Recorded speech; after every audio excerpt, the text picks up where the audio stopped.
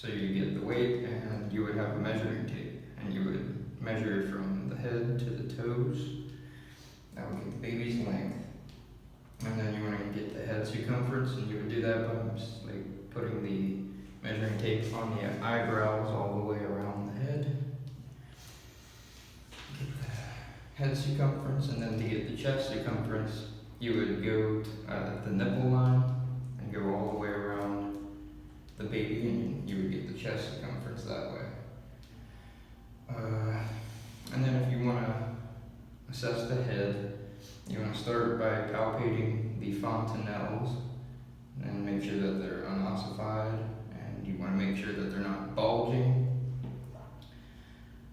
Check all the suture lines, make sure that they are not overlapping. So you're going to be checking for molding, caput succedaneum, or cephalohematoma.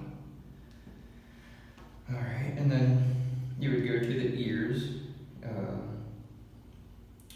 To check the ears, the pinna should generally fall in a line down from the inner canthus of the eyes to the top of the pinna of the ears.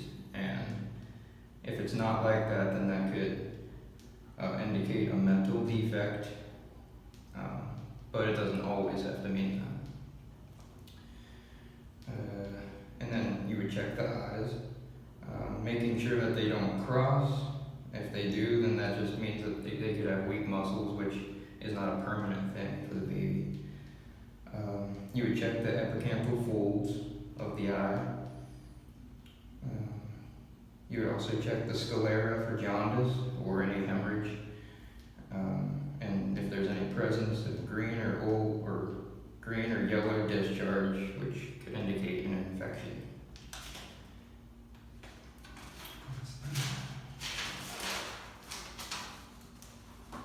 Alright, and then you would move to the nose, and you would just check each nostril for patency, seeing if the baby is able to breathe through each of the nostrils. And the mouth, you're going to be checking the mouth, the hard and soft palates of the mouth. You would check for Epstein's pearls, any presence of natal teeth, circumoral cyanosis, and make sure that the tongue is freely moving in the mouth. And then the neck, you want to make sure that the trachea is midline, that there's no palpable masses on the neck, and if there's any webbing, you don't want there to be any webbing. And you want to check the clavicles to make sure that there's no fractures from the delivery. And then the chest, you want to make sure that it is circular in appearance, and that there's no, you want to check to see if there is any supernumary nipples. You also want to make sure that you want to check for symmetry. You want everything to be symmetrical. And you want to make sure that there's no discharge coming from the nipples. Then you want to check the hands and the feet to make sure that there's 10 fingers and 10 toes, and there's no polydactyly or syndactyly. You want to make sure that there's no webbing on the fingers, which would be syndactyly. And you want to make sure that there is not a single palmar crease on the hand, which could also indicate a mental defect, but again, it doesn't always have to mean that the baby does have a mental defect. Alright, moving on. Again, you would just check the skin. You want to check for color, and you want to see if there's any vernix caseosa or lanugo on the baby. This stuff's normal, it's just stuff that protects the baby while it's in utero. You want to check for any presence of milia, or dry or peeling skin, or acrocyanosis. You would flip the baby over, also check for all those things on the back of the baby. You want to check for any birthmarks,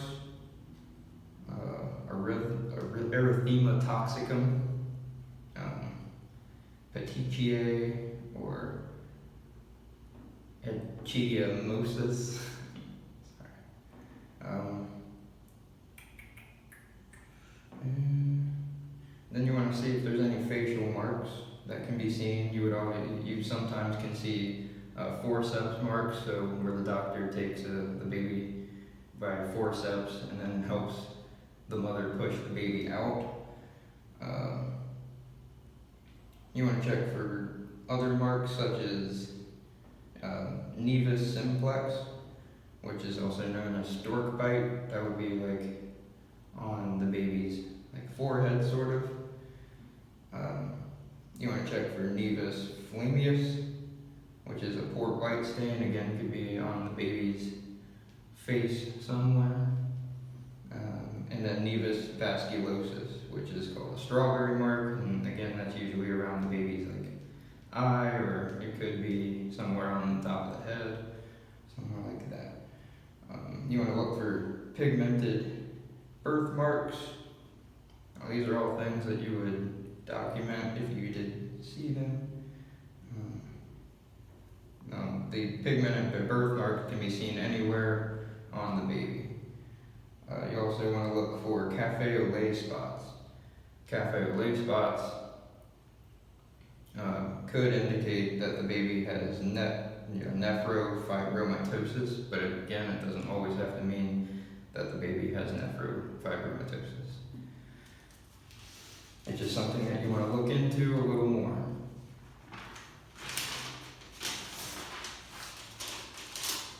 Alright, moving on. We're going to check the abdomen, make sure that it is round. Check the number of arteries and veins in the umbilicus, the umbilical cord. There should be 2 arteries, and there should be 1 vein. You want to check the genitals also of the baby. If it's female, you will see that the labia will be a little edematous, and at term, the labia majora will cover the labia minora. In males, you want to check for cryptochatism, which is when the testes are not distended yet, or hydrocele, where there's water in the scrotum. You also want to check the urinary meatus at the tip of the penis to see that it is not at the top or the bottom, because this could cause a problem in the future for that baby or that person trying to urinate. Next you want to flip the baby over, and you want to check the spine. You want to see that it appears straight and intact. You want to see that the baby has well coordinated and sporadic movements. And you want to check the skin around the baby's buttocks to see that it's not dimpling, or you want to check for dimpling, or a tuft of hair at the base, and that could indicate spina bifida, but it doesn't always have to mean that. Next, you want to check all the extremities for full range of motion with the baby. You want to see that the baby has symmetrical movements. Next, you're going to do the Ortolani and Barlow test. And to do the Ortolani part, you would lift the baby's hips up, and then you would move on to the Barlow test, where you would push the baby's legs together and push down.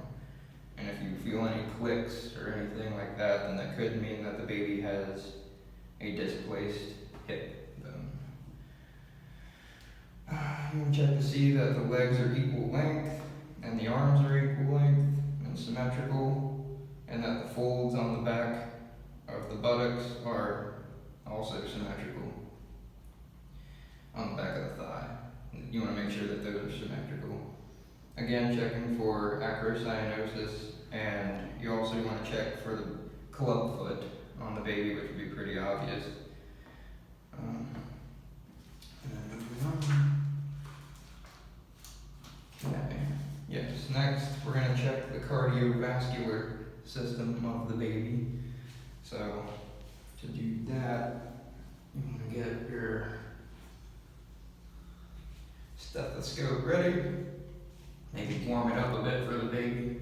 Don't want it to be too cold. And you're going to check in all the fields of the chest for listening to all the heart sounds.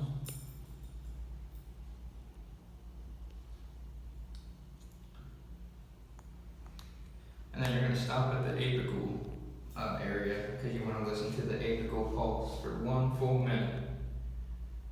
And as you're listening to the apical pulse for 1 full minute, you want to make sure that the heart rate is between 110 and 160 beats per minute. You want to listen for heart sounds, that there's no presence of an extra heartbeat or an extra sound when the heart beats. No murmurs or anything like that. You want to check the strength of each beat. And if all that's okay, then everything's good. Next, you want to check the respiratory system. Again, you're going to need this. Don't know why I took it off.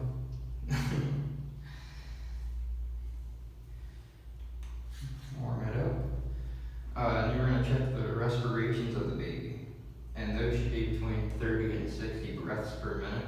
You want to check the rhythm of the breathing.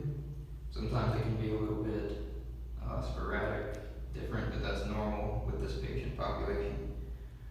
And then just check again all the lung fields.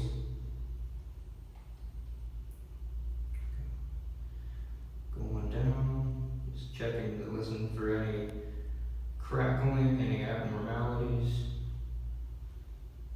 You flip the baby over, listen to all the lung sound back there.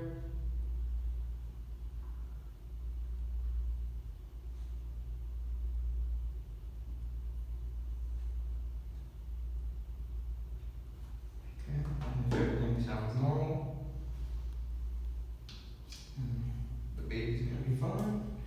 Make sure there's no signs and symptoms of distress or respiratory distress with the baby. Such as flared nostrils. You want to check to see that the nostrils are not being flared. You want to make sure that there's no retractions going on in the chest. And you want to listen for any grunting that the baby's making. That could also be a symptom or a sign of respiratory distress with the baby. And if you hear crackling in the lungs, that could be normal because when the baby first comes out or when it's in utero, its lungs are filled with liquid. So when it first comes out, obviously there's going to be some liquid left in there. So you're going to hear some crackling. That's normal, but it should go away. Alright, and then we go on to the GI system. You want to make sure that the baby is not jaundiced. Well, most babies, some babies, when they first come out, they can be jaundiced, which is a normal thing. It can be normal. You want to just assess for any signs and symptoms of bleeding going on down there. You want to check for patency of the anus. You want to make sure that the baby is actually able to have a bowel movement. And most times than not, it's going to be okay.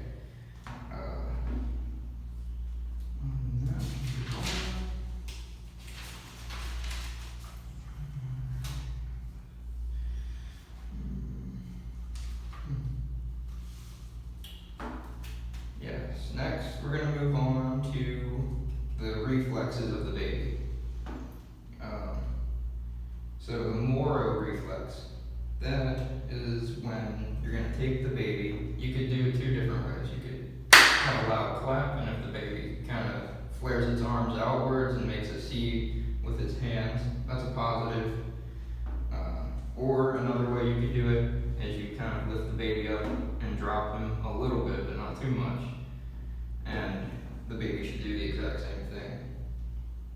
There's the walking and stepping one, where you can hold the baby like this and it will actually act as if it's trying to take like a step. There's that one. And then rooting. That is when you take your finger and you can put your finger next to its mouth, and it should try and act like it's going over to try and suck on your finger.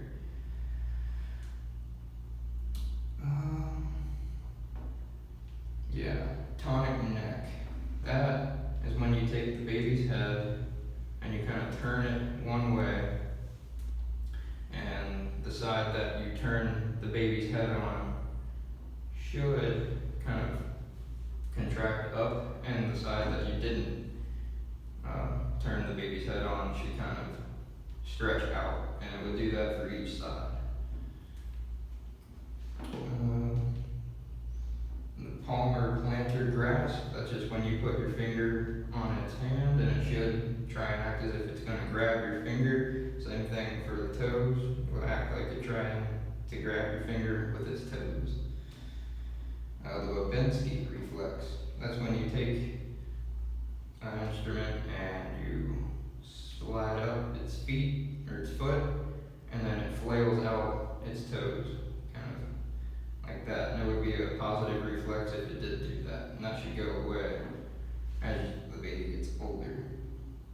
And then there's the sucking and swallowing reflex. That's just when you put your finger kind of in its mouth and it starts to suck on your finger. And that's all would be positives. Alright. And I think that's it. All done.